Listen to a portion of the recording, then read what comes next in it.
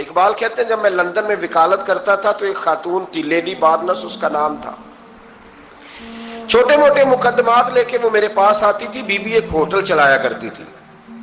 اس کا خامند جو تھا وہ فوج میں ملازم تھا. اقبال نے خود لکھا ہے، اقبال فرماتے ہیں کہ ایک دن وہ خاتون پھر کسی کیس کے سلسلے میں میرے پاس آئی، تو جب وہ آئی تو اس نے نقاب اوڑھا ہوا تھا، برقع کیا ہوا تھا. تو چونکہ اس نے نقاب اوڑھا تھا، مسلمانوں کی نشانی تھی. نقاب اوڑھنا کن کی نشانی ہے؟ اللہ آپ کو خوش رکھے. تو کہتے وہ نشانی چونکہ اہل اسلام کی تھی تو مجھے تجسس ہوا. میں نے کہا لیڈی خیریت ہے؟ میم صاحبہ یہ برقع پہنا ہوا ہے. تو کہنے لگی ہنس کے، اقبال مجھے پکا یقین تھا کہ آپ ضرور پوچھیں گے.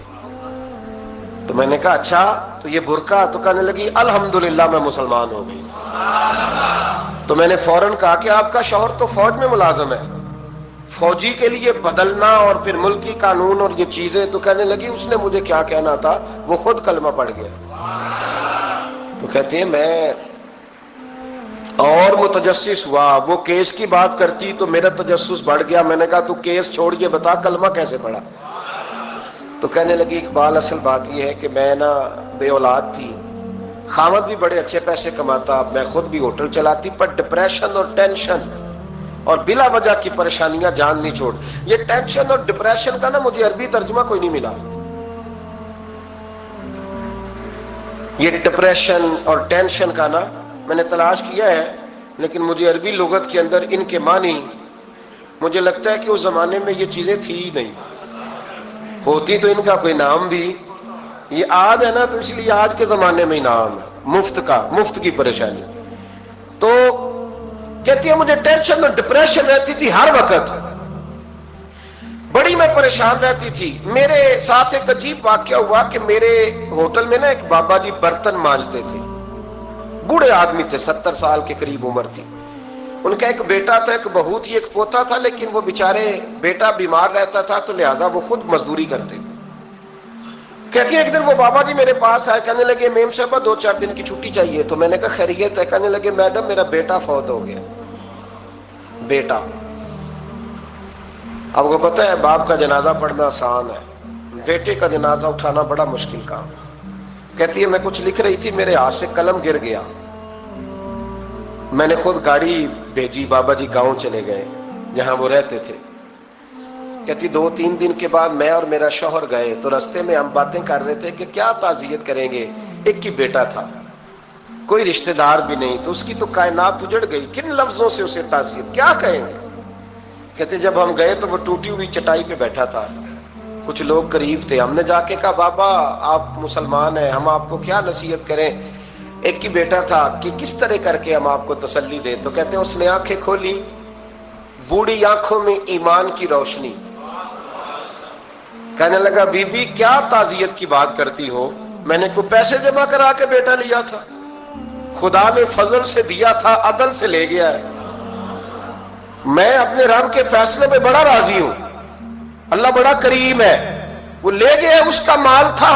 آپ یقین کریں ہمارے دیہاتی لوگ یہ کہا کرتے تھے، میں نے کانوں سے سنا ہے. ایک بوڑھے آدمی کا ایک دفعہ بیٹا فوت ہو گیا تو کسی نے اس سے کہا بابا چھوٹی عمر میں بچہ چلا گیا. تو مجھے لفظ نہیں بھولتے، کہنے لگے پتر اللہ دی فصل ہے، کچی وڈے تامی ہو دی. سنے آپ نے بھی کبھی یہ فکرہ، کچی وڈے تے پکی لے گئے تے تامی ہے جو ہو دی. تو جب اس کا جی چاہا وہ لے گیا. اللہ اکبر. وہ خاتون کہتی ہے کہ وہ بابا جی سے میں نے کہا کہ چلو آپ 1 مہینے کی چھٹی کر لے. تو کہنے لگا نہیں میڈم میں مسلمان ہوں، مفت کی روٹی نہیں کھاتا، مزدوری کر کے کھاتا ہوں، میں انشاءاللہ 2-3 دن کے بعد کام پہ آ جاؤں گا. کہتے ہیں وہ چند دنوں کے بعد آ گیا. اللہ کی قدرت کے ابھی 2-3 ماہ گزرے تھے پھر آیا. میڈم چھٹی چاہیے کچھ دنوں کی. میں نے کہا خیریت ہے؟ کہنے لگے وہ میری بہو بھی ہارٹ اٹیک سے فوت ہو گئی. کہتے اب میں بھی تڑپ گئی اور عیسائی ہو کہ میری آنکھوں میں آنسو آ گئے. میں نے کہا گھر کا دروازہ بند ہو گیا، اب یہ بیچارہ کیا کرے گا. وہ اپنے شوہر کے غم میں ہارٹ اٹیک سے فوت ہو گئی. کہتے ہم پھر 2-3 دن کے بعد تعزیت کے لیے گئے. پھر ٹوٹی ہوئی چٹائی، بوڑھا نہ اپنی انگلیوں سے زمین پر کچھ بنا رہا. کہتی ہے قریب گئی اور میں نے جا کے کہا بابا اب تو تسلی آپ نے خود ہی کرنی ہے، जो निजाम था वो तो हो गया। तो कहते हैं फिर उसने आंखें खोली, आसमान की तरफ देखा तो कहने लगा बेटी कोई परेशानी नहीं, मेरा बेटा बगैर शादी के भी तो फौत हो ही सकता था ना। बस मेरे मालिक ने जब चाहा जैसे चाह हुआ। मैं इंशाल्लाह 2-4 दिन के बाद काम पे आऊंगा। ये मेरा 3-4-5 साल का पोता है, अभी स्कूल दाखिल हुआ है, मैं साथ ले आऊंगा, वहां मेरे साथ ऊपर क्वार्टर में जहां मैं रहता हूं ये भी रहेगा। कहती है मैं सख्ते में आ गई उसकी कैफियत देख के। वो पोते को साथ ले आया। कभी कभी मैं देखती छत पे खड़े होके कि दादा घोड़ा बना हुआ है और पोता सवारी कर रहा है। वो सवेरे उठता, उसको स्कूल छोड़ के आता, शाम को लेके आता, प्यार करता, मोहब्बत करता। तीसरी मंजिल पर हमने एक क्वार्टर दिया हुआ था, वहां दादा पोता रहते। अल्लाह तू बड़ा बेनियाज है। कहती है इकबाल एक दिन ना पोता ऊपर वाली मंजिल पे खेल रहा था, उसका पैर फिसला, वो गर्दन के बल जमीन पे गिरा। मुझे खबर हुई तो मैं दौड़ी, एम्बुलेंस मंगाई। खून से लिथड़े हुए उस बच्चे को दादे ने अपनी गोद में रखा। और जब हम अस्पताल की तरफ गए तो हॉस्पिटल बाद में आया, जनाबे इजराइल पहले आ गए और कहते हैं वो गोद में दम तोड़ गया। फिर दादे ने उसे अपने हाथों से गुस्ल दिया, फिर उसने अपने बूढ़े हाथों से कब्र खोदी और फिर मिट्टी डाल के कहने लगा इन्ना लिल्लाहि व इन्ना इलैहि राजिऊन। जे सोना ही मेरे दुख विच राजी, जे सोना ही मेरे दुख विच राजी। फिर सुख नु चुल्ले डावा। कहते वो मिट्टी डाली उसने और जब वो वापस पलटा तो मैं बाजू से थाम के होटल करीब लाई और मैंने उसके करीब कहा कि बाबा तू टूट गया है, तू बिखर गया है, मुझे महसूस होता है कि अब ना तेरी रातें और तेरी सुबहें और तेरी शामें गमों में गुजरेंगी। तो कहते हैं यूं उसने हाथ रखे और यूं आंसू छटक दिए।